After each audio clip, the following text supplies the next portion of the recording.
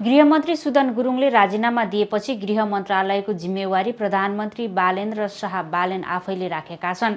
गुरुङले राजीनामा दिएको 15 दिन बितिसक्दा पनि नयाँ नियुक्ति प्रक्रिया अघि बढेको छैन। बिचौलिया दीपक भट्टसँग शेयर लगानी लगायतका विषयमा चौतर्फी प्रश्न उठेपछि गुरुङले वैशाख 9 गते पदबाट राजीनामा दिएका थिए।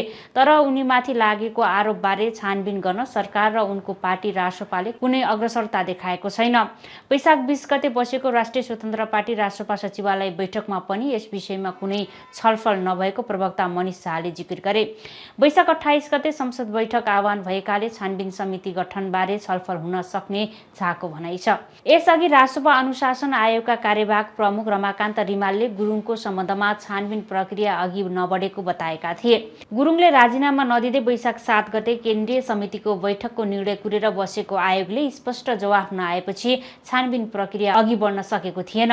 स्रोतका अनुसार गृह मन्त्रालयको जिम्मेवारीमा पार्टी सभापति रवि लामिछानेले आफ्नो निकटकालाई पठाउन चाहेका छन्।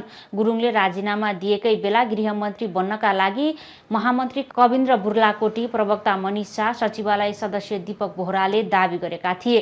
तर प्रधानमन्त्री शाह गृह मन्त्रालयको जिम्मेवारी अरूलाई दिन सकारात्मक देखिएका छैनन्।